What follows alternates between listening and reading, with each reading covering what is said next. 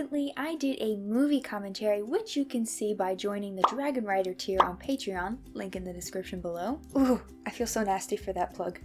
Blah.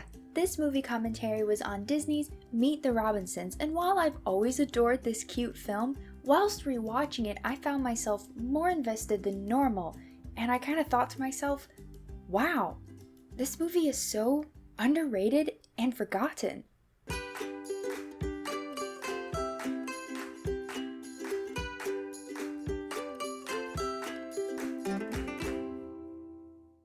Hey y'all, I'm the Geek Apprentice, and of course it would begin raining the moment I start recording.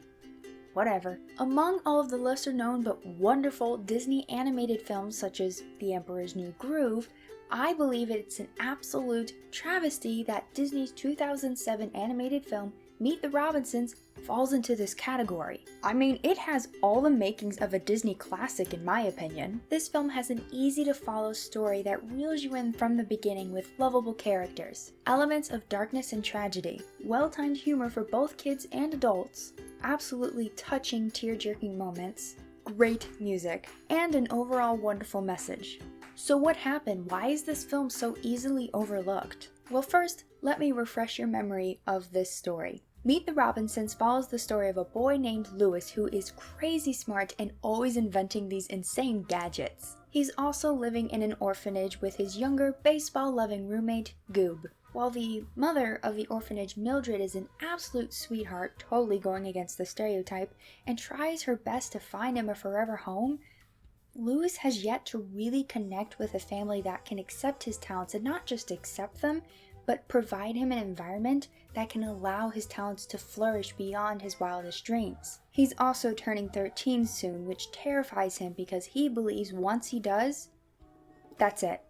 No one's gonna adopt a teenager. After one interview with a couple goes particularly bad, he gets furious with Mildred as she tries to console him. He claims why would anyone want him when his own mother didn't even want him, which we know from the intro of the movie is not true because we see the pain in her face as she leaves her baby boy on the doorstep of the orphanage. Mildred explains maybe she just couldn't take care of him and that this was actually the best thing she could do for him. This inspires Louis to make a new invention so as to jog his memory so he can figure out what she looks like, find her, and ask her to take him back. Several weeks later and many late nights to the annoyance of his poor roommate Goob, he finishes his invention of the memory scanner and brings it to the science fair. When he arrives, he is met by a boy named Wilbur who claims to be a time-traveling cop from the future and is warning him about some creepy dude in a bowler hat. Louis naturally is skeptical and brushes him aside, but that bowler hat guy, well, mainly the bowler hat because it kind of has a mind of its own, gets to his memory scanner invention and messes with it. When it is finally Louis's turn to show off his invention to the judges, the teachers, and even the coach for some reason, chaos ensues, ruining not just the fair, but also his hopes of seeing his mother. While sitting atop the city roof building of the orphanage, understandably upset, he pulls out all of the notes from making his memory scanner and starts ripping them out, tossing them to the side. That time-traveling cop Wilbur meets him there and tries fervently to convince him to go back to the fair and fix his memory scanner. After much bickering, Wilbur is discovered to not be a time-traveling cop, but he does need to convince Louis that he is indeed, at least, from the future. He terrifies Louis by taking him and throwing him off the building onto the invisible time machine and takes him to the future. This is where things get kind of crazy and there are side stories, so I'm going to wrap the rest up pretty darn quickly because honestly you shouldn't be watching this if you haven't seen it, and if you have seen it then it should all be coming back to you now. After many crazy adventures with Wilbur's equally crazy family, the Robinsons, and many mishaps with Bowler Hat and Bowler Hat Guy, it is discovered by the Robinson family that Louis is not just from the past, but Wilbur's dad. Meaning Louis is the one responsible for all of those insane but awesome inventions that he sees here in the future, including the bowler hat, which he vows never to invent, thus making him Cornelius Robinson, father of Wilbur. We then discover that Bowler Hat Guy is actually Louis's old roommate from the orphanage, Goob. Goob became bitter because he was too tired during his baseball game because of all of those late nights and fell asleep and missed the winning catch and lost the game and obviously harbored some hatred toward Lewis for keeping him up. Despite really wanting to stay in this future timeline, after much realization and contemplation, Lewis fixes everything and goes back to his time. Initially, Wilbur had promised Lewis that he'd take him to see his mom, and Lewis was just within inches of her when he decided, no, I'm not going to do it, because he didn't want to risk losing that amazing future he's already seen. So Lewis goes back and fixes his scanner, but before going back to the science fair,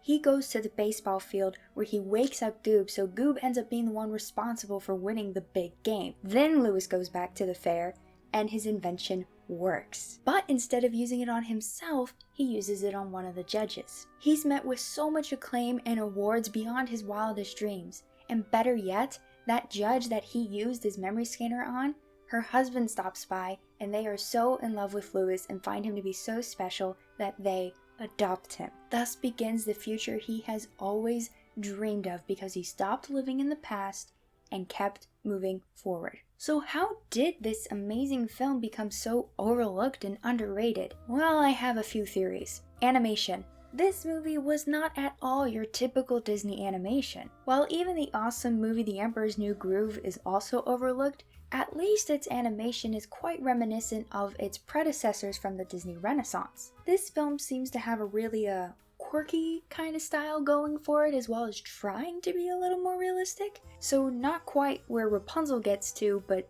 not like the older stuff. The main character. He ain't a Disney princess. Let's just face it.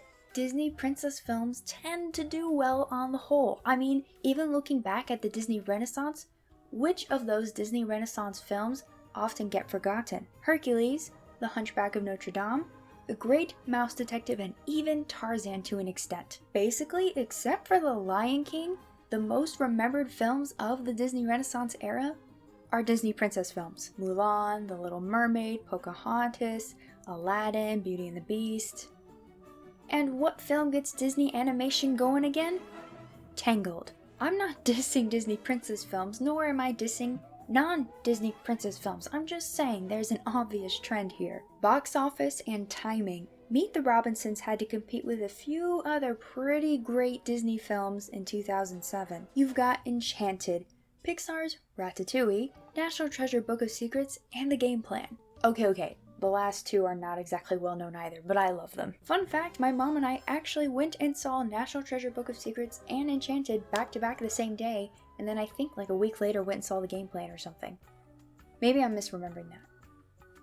Anyway, now obviously none of these are huge, amazingly well-known Disney classics, but at the very least, Enchanted and Ratatouille were big enough to clearly overshadow Meet the Robinsons. So add it up. Quirky animation that isn't the Disney norm, lack of a usual protagonist, at least not a Disney princess, and lastly being overshadowed by bigger Disney films equals a forgotten Disney classic, in my opinion. It really is a crying shame. Now, I really love this movie and it has a special place in my heart. And here's why. I love this protagonist. Lewis, or I guess Cornelius, is such an adorable kid. He's also incredibly relatable. I mean, you don't have to be an orphan to be asking the same kind of questions he does. Does anyone really want or love me? Am I actually special and unique, or just weird? We've all felt alone and or shunned at some point in our life. So to follow the story of Lewis as he grows up and realizes that he is both truly loved and truly gifted is really touching. I personally think that the quirky style in both writing and animation is as unique as it is endearing. I've found that some find the animation off-putting, but I love it. And yeah, the story plot itself is kind of weird when you think about it, but again, I love it. I mean, if you were to say, yeah, this is a story about a kid who gets taken to the future by his future son and craziness and dinosaurs and weird things and frogs, yeah, I'd be so against it, but somehow the writers made it work. Also, the plotline with Goob was so well thought out and executed and ties in so well with the overall theme, which leads me to the next point. The story's overall message is simple, strong, and clear. Simple. Keep moving forward. That was the basis of this entire film. Walt Disney's quote about progressing and continuing towards the future, learning from the past, applying those lessons to the present, and moving forward. Strong. The message is concrete and 100% relatable. We all have baggage and just stuff that we have to deal with in our life, but if you hold on to it, it's only going to weigh you down and slow you down, and you will not be able to keep moving forward. And lastly, the message is crystal clear. Is it borderline in your face? Maybe, but I thought it was done tastefully. I mean, it is a children's film after all. Like I mentioned earlier, Goob's story ties in so well with not just the plot, but the overall theme, meaning that he had to learn the same lesson as Louis. I know, in the end Louis wakes him up so he doesn't grow up to be a curmudgeon and bitter and whatever. Just enjoy it. My point is, the message is beautifully executed, and one that I have been finding so strongly in some of my most beloved films of late. How to Train Your Dragon: The Hidden World, Ralph Breaks the Internet. Oh my gosh, they have all been speaking to my most recent season of life. Dang. Y'all, what do you think of this film? Were you a fan of it? If so, let me know your favorite part. But if not, would you be willing to give it another chance? I mean, it's on Netflix, so you might as well. But either way, let me know your thoughts down in the comment section below.